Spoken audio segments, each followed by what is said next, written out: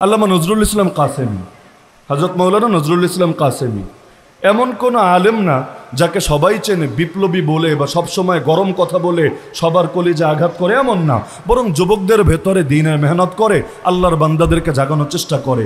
তার মাহফিলে পর্যন্ত দেখলাম 2 পয়সার এমন সভাপতি, আল্লাহ হেদায়েত দান করুন এই জালেম রে, প্রকাশ্যে মাইক হাতে নিয়ে হযরতের শানে শুধু না গোটা আলেম সমাজের শানে বেয়াদবি করে যাচ্ছে। কিভাবে? মাইক হাতে নিয়ে বলছে হুজুররা কি করে, হুজুরদের কি অবদান আছে, আমরা যারা টাকা পয়সা দেই আমাদের টাকা পয়সায় সব চলে, মসজিদ মাদ্রাসা যাই হোক, আমরা যারা টাকা পয়সা দিই, আমরা স্টেজে উঠলেও পয়সা দিয়ে উঠি, আর হুজুররা তো ভাড়ায় খাটে, হুজুররা ওয়াজ করলেও তো পয়সার বিনিময়ে তারা ওয়াজ করে। তাহলে এই হুজুররা ইমামরা তারা কি পরিবর্তন করবে সমাজকে? তারা তো নির্দিষ্ট একটা ক্ষুদ্র দায়িত্ব নিয়ে আছে। একজন আলেম, তাও পুরো দেশে পরিচিত আলেমকে পাশে বসিয়ে নির্দিষ্ট দলের কোনো ব্যক্তি যদি এই কথা বলে, তাহলে সেটাকে শুধু সেই আলেমকে অপমান করা হয় নাকি গোটা দেশের সর্বস্তরের আলেমকে অপমান করা হয়? তাহলে এইরকম কথা বলে আবার হাড্ডি গুড্ডি নিয়ে বাসায় যায় কিভাবে? তারাকান্দা এক মাহফিল ছিল, ময়মনসিংহ তারাকান্দা, কয়দিন আগে। তো লাস্টে বসে আছি মাহফিল আমার ওই দিন অনেকগুলা, তো একটাই দেরি হলে তো অটোমেটিক সবগুলাই দেরি হতে থাকবে, চেইনের মতো, এটা কিচ্ছু করার নাই। বসে আছি নেতাই শেষ হয় না, এক দলের, বহু দলের না, এক দলের এও প্রার্থী, ও প্রার্থী, ও প্রার্থী, ও প্রার্থী, ও প্রার্থী। এখন বড় নেতা যেহেতু কাউরে এখনো আলাদা খাস করে নাই, কারণ সবাই ভোটটা আমারই দিয়েন, আমার এই গুণ, এই ফজিলত, এই কাজ, আর একজন এসে আমারই দিয়েন। একজন বলল আরে এরা সবাই বাচ্চা বলাবান, ওদের ভোট না দিলেও চলবে, ওদের জীবন পড়ে আছে, আমার বয়স 75, আমারে ভোটটা দিয়েন, মরার আগে অন্তত একবার আপনাদের খেদমত করে যাই। এখন বসে শুনছি আর ঘড়ি দেখতে আলহামদুলিল্লাহ আধা ঘন্টা চলে গেছে, আধা ঘন্টা খতম।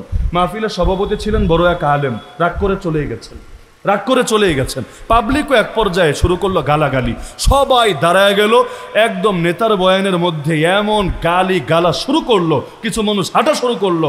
অবশেষে বুঝলো না আর চলবে না, হুজুরের এবার মাইক দিতে হবে। মাইক নিয়ে আমি বললাম, আজকের মাহফিল এবং রাজনৈতিক সভার সম্মানিত সভাপতি এবং আয়োজক বৃন্দ, শুরু করলাম। তারপর বললাম, এই যে দেখেন আমারে বসায় যে এতক্ষণ আপনাদের ওয়াজ শোনালেন, কি লাভ হলো? এর চাইতে 2টা আলাদা করে ফেলতেন, রাজনীতির জন্য আলাদা টাইম, হুজুরের জন্য আলাদা টাইম, হুজুরের টাইমে হুজুর ওয়াজ করবে, চলে যাবে, এরপর আপনারা ইচ্ছা মতো আপনাদের কথা বলবেন, পাবলিক সারা রাত বসে শুনবে। নাকি ভয় পান হুজুর চইলা গেলে আপনাদের কথা শোনার জন্য মশামাছি আর থাকবে না? এই জন্য হুজুররে বসায় রেখে ওই চান্সে গোল দিতে হবে। এগুলোই তো চলে নির্বাচন আসলে, অথচ বাকি টাইমে চাওয়া লাগে না, তাও লাখ লাখ টাকা দিতে রেডি এই টাইমে। লেকিন অন্য টাইমে 2টা পয়সা অনেকের বের হয় না আল্লাহর দ্বীনের জন্য।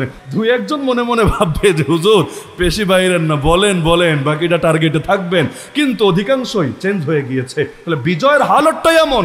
আরে আজকে ইসলামের কথা বললে অনেক মানুষের গায়ে আগুন জ্বলে, লেকিন বিশ্বাস করেন আগামীকাল ইসলাম যদি এই দেশের ক্ষমতায় যায়, তখন এই বড় বড় বুদ্ধিজীবীরা, বড় বড় যারা এতদিন পর্যন্ত বিভিন্নভাবে ইসলামকে পচিয়েছে, তারাই টকশোতে বসে ইসলামের জয়গান গাইতে মুখে ফেনা তুলে ফেলবে। নবী 13 বছর মক্কার অলিতে গলিতে দাওয়াত দিলেন, আবু জাহাল আবু লাহাবের ঘরে ছুটে গেলেন 13 বছর, অথচ 1000 লোক কালেমা পড়ে মুসলমান হলো না, 1000ও না। শেষে হিজরতের আগে নবী চেয়েছিলেন একবার কাবায় ঢুকবেন, কাবা শরীফে ঢুকবেন, সেখানে গিয়ে নামাজ আদায় করবেন, যেহেতু থাকবেনই না এখানে। চাবি চেয়েছিলেন, যার কাছে চাবি ছিল, আমার একটু কাবায় ঢুকতে দাও না, বলেছে বাঘ এখান থেকে, তোমাকে কিছুতেই কাবার চাবি দেওয়া হবে না। দিলে বড় কষ্ট ছিল নবীজির। লেকিন মাত্র 8টা বছর, বেশি না, মাত্র 8টা বছর পরে এই নবী আবারও মক্কায় আসলেন। এখন সবাই তার সামনে বসা, মাথা নিচু করে, হাঁটু গেড়ে, আর সাহাবীরা তরবারি নিয়ে রেডি আছে। নবী যদি খালি বলে কল্লা ফালা, মুহূর্তের মধ্যে একদম কল্লার স্তূপ জমে যাবে, মক্কার অলিগলি রক্তের বন্যায় ভেসে যাবে। সবাই বসা, তারা জানে না নবী কি বিচার করবে, কি রায় দিবে, কেউ জানে না। আল্লাহ নবী তাদেরকে জিজ্ঞেস করলেন, আচ্ছা তোমরা আমার থেকে কেমন আচরণ চাচ্ছ বলো দেখি, আমি বিচার করার আগে শুনতে যাচ্ছি তোমাদের অভিমত, তোমরা কেমন আচরণ চাও আমার থেকে বলো দেখি। মাশাআল্লাহ, এখন মুখ থেকে মধু ঝরতে শুরু করেছে। তারা বলল, আখুন করিম, অবনু আখিন করিম, আরে কত ভালো একটা ভাই তুমি, আর কত ভালো একজন ভাইয়ের পুত্র, মানে মুরব্বীদের জন্য ভাতিজা আর সমবয়সীদের জন্য ভাইয়ের মতো, কত ভালো। তো তুমি যেহেতু ভালো, তোমার থেকে ভালো আচরণই তো চাই, তুমি যেহেতু সম্মানী, তোমার থেকে সম্মানজনক আচরণই তো চাই, তুমি যেহেতু উদার, তোমার থেকে উদারতাই তো চাই। খাই, ব্যাস পাম্পট্টি শুরু হয়ে গেল। এর আগে বোঝে নাই নবী এত ভালো, এর আগে বোঝে নাই নবী এত সম্মানী, এর আগে বোঝে নাই নবী এত উদার, এখন সব বুঝে চলে এসেছে।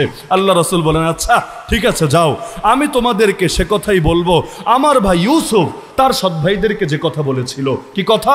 লা তাসরিবা আলাইকুমুল ইয়াউম, তোমাদের উপর আর কোনো কষ্ট নাই, আর কোনো অভিযোগ নাই, আর কোনো দুঃখ নাই। আনতুমুত তুলাকা, তোমরা সবাই মুক্ত স্বাধীন। ফল কি হলো?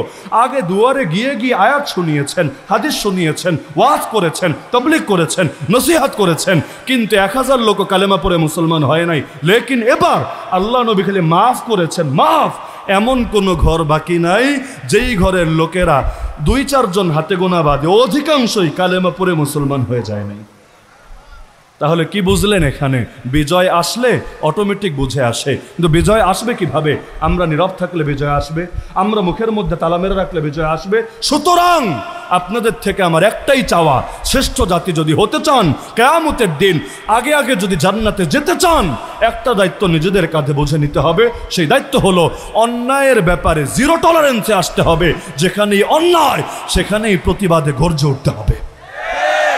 এই ঠিকাদারি খেলে আলেম দেন না, এই ঠিকাদারি খেলে আলেম দেন না। যে একটা সত্য জানে সেই সত্যের পক্ষে তাকে আসতে হবে, যে একটা আয়াত জানে সেই আয়াতের ব্যাপারেও তাকে অন্যের কাছে পৌঁছে দেওয়ার হক আদায় করতে হবে। সুতরাং কোনটা কোনটা অন্যায় আপনারা জানেন না, কোনটা কোনটা অন্যায় আপনারা বোঝেন না। আচ্ছা, এই দেশে 14 কোটি অন্তত মুসলমান নাই, মোট নাগরিক তো 17-18 কোটি হয়ে যাবে। ওই একটু কমায় 16 কোটি বলার চেষ্টা করে, মোট নাগরিক 17-18 কোটি হয়ে যাবে। এর মধ্যে অন্তত 14 কোটি মুসলমান নাই। 14 কোটি মুসলমানের ভেতরে 1400 আলেমরে বছরের পর বছর কারাগারে কেমনে ফেলে রাখা সম্ভব? একটু বোঝান আমারে।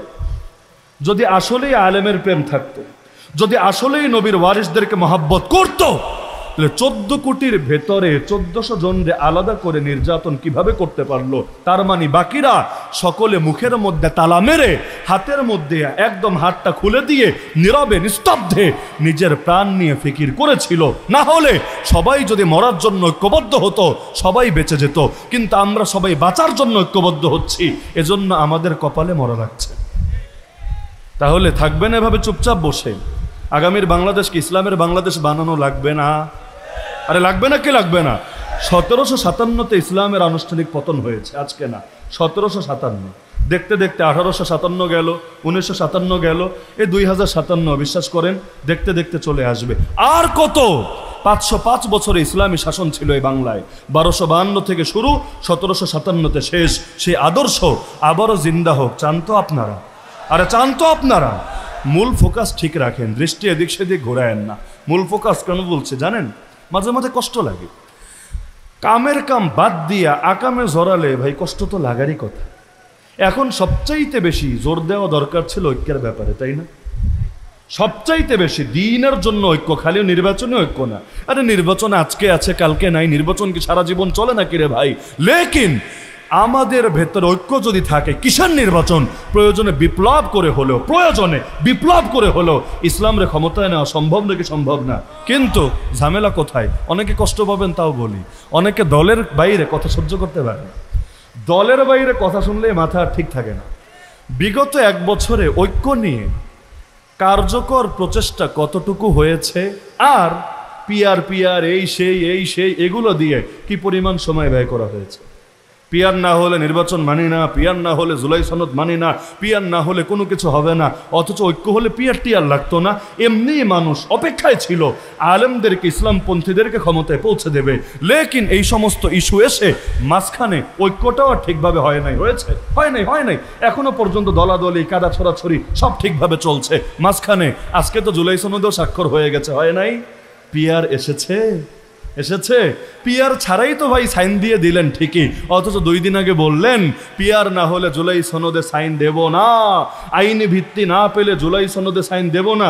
দিলেন তো ঠিকই, তো পানি ঠিকই খাইলেন, অযথা ঘোলা কইরাই তো খাইলেন। অথচ এই পরিমাণ মেহনত যদি ঐক্যের জন্য করতেন, সবাই বারবার বসে একটা রূপরেখা বানিয়ে ঐক্য যদি করতেন, এতদিনে বাংলাদেশে ইসলামের জয় জয়কার শুরু হয়ে যেত।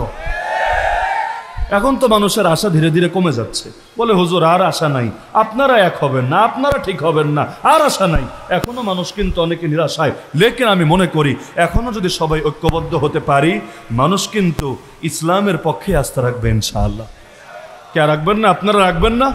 সবাই রাখবে, সবাই রাখবে ইনশাআল্লাহ। এমনকি মজার ব্যাপার কি জানেন, তখন সেকুলার দল যারা, ধর্মভিত্তিক দল না, সেকুলার দল যারা, তারাও বলতে শুরু করবে আমরাও ধর্মীয় মূল্যবোধে বিশ্বাসী, আমরাও ইসলামপন্থী, আমরাও ইসলামের পক্ষে আছি, খালি ভোট দিয়া দেখ বেটা আমরাও মদিনা সনদে দেশ চালাবো, আমরাও এই করব সেই করব, বলা শুরু করবে নাকি করবে না? নির্বাচন আসলে নামাজি বাড়ে না, নির্বাচন আসলে ওয়াজ মাহফিলে নতুন নতুন সভাপতিও দেখা যায় না, নির্বাচন আসলে ভোট চাওয়ার জন্য বহুত মানুষ বহুত ধান্দা করে না, বহুত ভাবের করে ভাই।